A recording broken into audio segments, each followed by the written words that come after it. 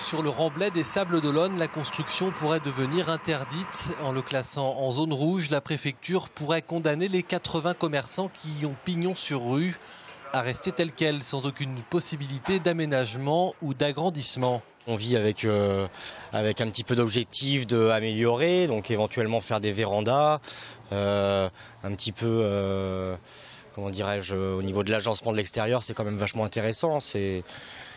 Il faut qu'on ait possibilité d'agrandir ou de déposer justement peut-être des dossiers à la mairie qui peuvent être acceptés.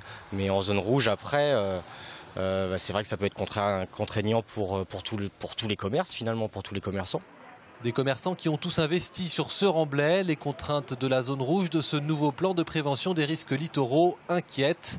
Le gérant de cette brasserie se demande ce que pourrait représenter la valeur de son fonds de commerce si un tel plan est adopté. On a repris au mois de février, c'est récent, donc il faudra voir avec les experts comptables et tout ça, mais c'est vrai que sur la valeur du fonds, ça peut être problématique. La mairie des Sables d'Olonne a envoyé ce lundi un courrier au préfet pour manifester son mécontentement. L'objectif, faire bouger les lignes. Ici, l'argument principal, l'aspect touristique de ce remblai, qui selon la mairie n'a pas bien été pris en compte. Quand vous regardez le nombre de restaurants, le nombre de crêperies, le nombre de bars, en face vous avez brasserie, vous avez crêperie, etc.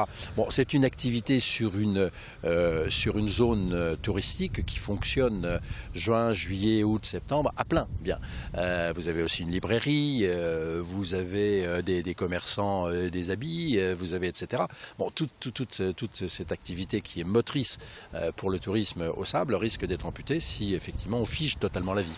Après une consultation publique qui s'est achevée aujourd'hui, une enquête publique, elle, pourrait démarrer à la fin de l'année.